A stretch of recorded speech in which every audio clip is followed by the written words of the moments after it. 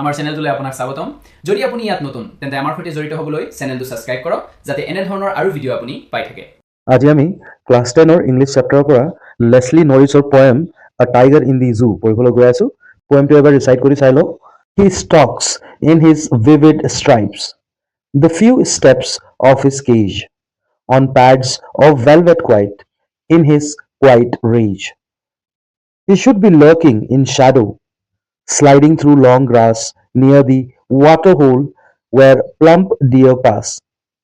He should be snarling around houses at the jungle's edge, baring his white fangs, his claws terrorizing the village. But he is locked in a concrete cell, his strength behind bars, stalking the length of his cage, ignoring visitors. He hears the last voice at night, the patrolling cars, and stares with his brilliant eyes at the brilliant stars. এতিয়া আমি পয়েমটো line বাই line পঢ়াৰ আগতে এইটো এটা সৰু note দিয়া আছে, এইটো বুজি লওক। This poem contrasts a tiger in the zoo with the tiger in its natural habitat. এইটো পয়েমত এটা টাইগাৰ বাঘৰ নেচাৰেল হেবিটাট মানে বাস্তৱত যি প্ৰকৃতিক তাৰ বাসস্থান থাকে সেই তাৰ লগত জু এটা চিৰিয়াখানাত কি ধৰে এটা বাঘক থোৱা হৈছে এই বিপৰীত এটা পিকচাৰটো ড্ৰ কৰা হৈছে। The poem moves from the zoo to the jungle. প্ৰথমতে ষ্টাৰ্ট হওঁতে পয়েমটোত বাঘৰ জু থকা বাঘ কৰি থকা এটা স্থিতিটো কয় আৰু তাৰপিছত সেইটো জংঘললৈ সেইটো শিফ্ট কৰি যায়। ঠিক আছে, এই কথাটো মানে বাঘে যদি জংঘলত থকা হলে কি দৰে থাকিলে হলে এইটো এটা শিফ্টটো কৰি যায়। তাৰপিছত বেক এগেইন টু দি জু, বাঘটো যদি জংঘলত থাকে তেতিয়া কি ধৰণে থকা হলে সেইটো কথাটো ডিছকাছ কৰি কিনে আকৌ ঘূৰি কিনে জুত আহে য'ত বাঘে এতিয়া আছে। Read the poem silently once and say which stranger speaks about the tiger in the zoo and which one speaks about the tiger in the jungle. এতিয়া পয়েমটো পঢ়ি কিনে কোনখিনি লাইনটো বাঘে জংঘলত থকা অৱস্থাটো কৈ আছে আৰু কোনখিনি লাইনে বাঘে জুত থকা অৱস্থাটো কৈ আছে সেইটো ক'বলৈ দিছে। ঠিক আছে, সেইটো আমি পয়েমটো যেতিয়া ইয়াৰ চামাৰিটো বুজিম, লাইন বাই লাইন বুজিম তেতিয়া আমি গম পাই যাওঁ। এতিয়া পয়েমটো লাইন বাই লাইন বুজি লওঁ। He stalks in his vivid stripes. Vivid stripe মানে বেলেগ বেলেগ ধৰণৰ ষ্ট্ৰাইপছ। ষ্ট্ৰাইপটো যি এইটো বাঘৰ ওপৰত এনেকৈ কলা কলা ৰঙৰ যি এইটো ধাৰিয়াটো দেখা গৈছে তাক ষ্ট্ৰাইপছ বুলি কোৱা হয়। ঠিক আছে, He stalks in his vivid stripes. Stalks মানে ঘূৰি ফুৰা, ইয়াৰ পৰা তালৈ যায় আৰু তাৰ পৰা আকৌ ইয়ালৈ আহে। জেগাটো ঠেককে আছে, সৰুকে আছে, সেইকাৰণে সি ঘূৰি ফুৰে সেইটো জুৰ, সেইটো পিঞ্জৰাখানাৰ ভিতৰত। He stalks in his vivid stripes the few steps of his cage. Cage মানে এইটো পিঞ্জৰাখানা। ঠিক আছে, পিঞ্জৰাখানাৰ ভিতৰত সি few steps দিয়ে বিকজ সৰু আছে আৰু বেছিকে খোজ দিবলৈ নাই তাত, সেইকাৰণে সি ঘূৰি আছে, এইফালৰ পৰা সিফাল গৈ আছে আৰু সিফালৰ পৰা ইফালে আহি আছে। On pads of velvet quiet. Pads মানে যি এনেকে পেড হৈ আছে কি অফ ভেলভেট কোৱাইট মানে তাত যি এইটো ভৰিটো আছে ভৰিখিনি মানে ইমান চফ্ট আৰু ভেলভেটৰ নিচিনা যেতিয়া খোজ দিছে তেতিয়া একো শব্দ মাতটো মানে ওলোৱা নাই। ইন হিজ কোৱাইট ৰেজ মানে খং। ঠিক আছে, কোৱাইট মানে শান্তিকে থকা খং, মানে মনে মনে যি খঙাই আছে সি যে জংঘলত থাকিব পৰা নাই, জুত আছে আৰু জুত আবদ্ধ হৈ আছে, সি ইমান ঠেক এটা জুত পিঞ্জৰাখানাত আছে, কিন্তু মনে মনে বহুতে বেছি সি এংগ্ৰি হৈ আছে। প্ৰথমটো ষ্টেঞ্জাত বাঘে জুত যেতিয়া আবদ্ধ হৈ আছে তেতিয়া কি ধৰণে সি আছে আৰু কেনেকে মনত এটা ভাৱ আছে তাৰ বিষয়ে কোৱা হৈছে। এতিয়া আমি ছেকেণ্ড আৰু থাৰ্ড ষ্টেঞ্জাটো চাওঁ, য'ত বাঘে যদি জংঘলত থাকে বা জংঘলত থকা অৱস্থাত তাৰ নেচাৰেল হেবিটাট বা তাৰ প্ৰাকৃতিক যি বাসস্থান আছে তাত থাকোঁতে সি কি ধৰণে থাকে সেইটো বিষয়ে ইয়াত কোৱা হৈছে। ঠিক আছে, He should be lurking in shadow. Lurking মানে ঘূৰি ফুৰা। ঠিক আছে, ঘূৰি ফুৰা ইন শ্যাডো মানে য'ত জংঘল আছে, য'ত ঘনকে শ্যাডো পৰি আছে তাত ঘূৰি ফুৰিব লাগে। শ্লাইডিং থ্ৰু লং গ্ৰাছ, এইটো দেখিছে যেনেকে এই দীঘল দীঘল বনৰ পৰা মাজেদি এনেকে ওলাই আহিছে তেনেকুৱা শ্লাইড কৰি আহে লং গ্ৰাছৰ পৰা, দীঘল দীঘল ঘাঁহ বনৰ পৰা। নিয়াৰ দি ৱাটাৰ হোল, কত ই নিয়াৰ দি ৱাটাৰ হোল, যি পানী খাবলৈ কাৰণে যি এটা বিলৰ নিচিনা থাকে য'ত গোটেই জংঘলৰ প্ৰাণীবিলাকে আহে, তেনেকুৱা বাঘেও সেই তাৰ ওচৰা ওচৰি এনেকে ফুৰি থাকে। ৱেৰ প্লাম ডিয়াৰ পাছ, য'ত ডিয়াৰে পশুৱে আহি কিনে পানী খায় তাত, বাঘেটো যেনেকে পশু মাৰি খায় সেইকাৰণে সি তাত শান্ত কৰিবলৈ আহে যেতিয়া পানী খাবলৈ বেলেগ জন্তুৱে আহে। ঠিক আছে, সেইকাৰণে সি ৱাটাৰ হোলৰ ওচৰি তেনেকে লয়াৰ কৰি থাকে। ঠিক আছে, Third stanza, he should be snarling around houses at the jungle's edge. He snarling মানে যি এটা গৰকে চাউণ্ড কৰে বাঘে যেতিয়া মাত দিওঁতে তেনেকুৱা এই মাত মাতি কিনে জংগলৰ এজ মানে জংগলত যেনে এইটো জংগল হৈ গ'ল ঠিক আছে এইটো ফৰেষ্ট হৈ গ'ল ফৰেষ্টৰ এনেকে চাইডে চাইডে এনেকে খোজকাঢ়িলে হ'লে বুলি কৈছে bearing his white fangs fangs মানে দাঁত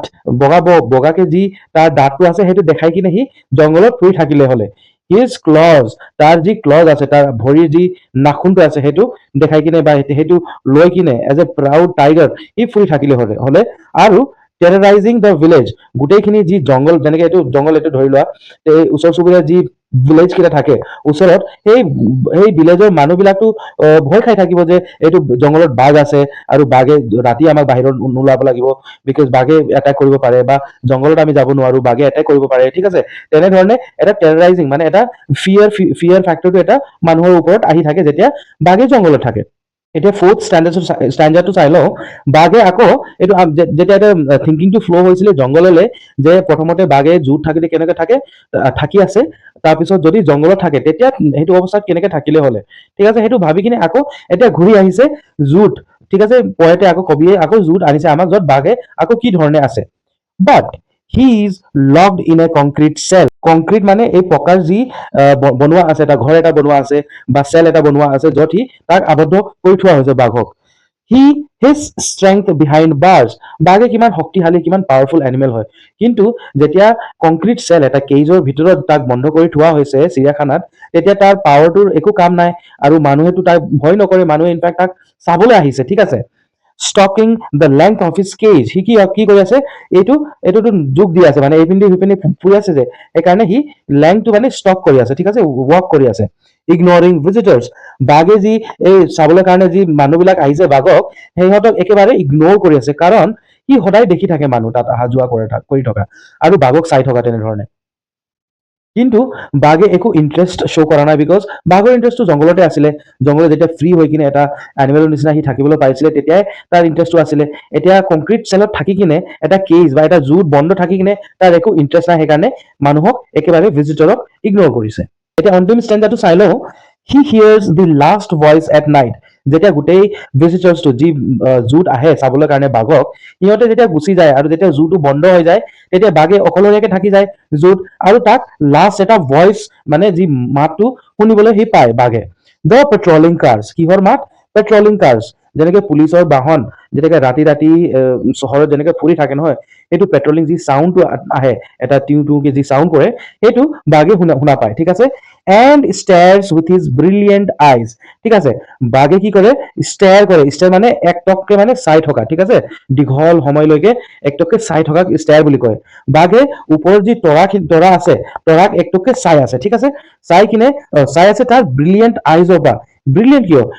বাঘৰ চকুটো কিমান পাৱাৰফুল ইমান আন্ধাৰত মানে জংঘলত যেতিয়া ঘন জংঘলত আন্ধাৰ থাকে তেতিয়াও সি দেখা পায় ঠিক আছে সেইকাৰণে এটা ব্ৰিলিয়েণ্ট আইজে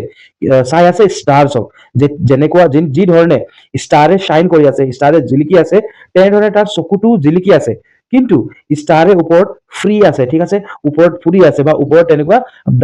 খোলা এটা আকাশত আছে কিন্তু ঠিক তেনেধৰণে বাঘেও এটা ব্ৰিলিয়েণ্ট বা শ্বাইনিং এটা চকু লৈ কিনে চাই আছে কিন্তু বাঘে নিজে আবদ্ধ হৈ পৰিছে এট দ্য ব্ৰিলিয়েণ্ট ষ্টাৰ্ছ ঠিক আছে বাঘৰ চকু আৰু ব্ৰিলিয়েণ্ট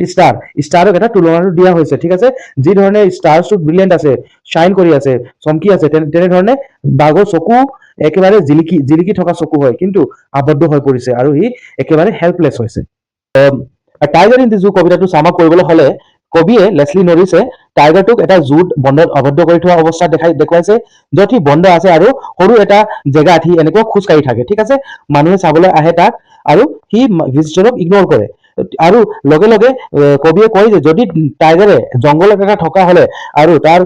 নেচাৰেল যি বাস্তৱ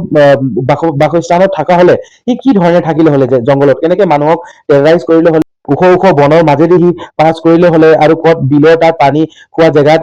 ওচৰা ওচৰি সি ফুৰি থাকিলে হ'লে ঠিক আছে তাৰপিছত আকৌ পিঞ্জৰাখানালৈ ঘূৰি আহে য'ত সি আকৌ তাৰ পৰা ষ্টাৰ্ছলৈ চাই ওপৰত যি তৰা জিলিকি আছে তৰালৈ চাই তৰা যি ধৰণে জিলিকিছে ঠিক তেনেধৰণে তাৰ চকুটোও জিলিকিছে বাঘৰ কিন্তু তৰাখিনিয়ে ফ্ৰী আছে আকাশত আৰু বাঘে নাই আই হোপ পইণ্টটো তোমালোকে ভালদৰে বুজি পালা। ইয়াৰ টেক্সচুৱেল কুৱেশ্যন এনচাৰ আৰু 1 মাৰ্ক অবজেক্টিভ যি OMR আহে তোমালোকৰ, সেইটো কুৱেশ্যন এনচাৰটো মই বেলেগ এটা ভিডিঅ'ত দি দিম। চেনেলটো ছাবস্ক্ৰাইব কৰিবলৈ নাপাহৰিবা আৰু ফ্ৰেণ্ডছৰ লগত শ্বেয়াৰ কৰিবলৈ নাপাহৰিবা। জয় অসম।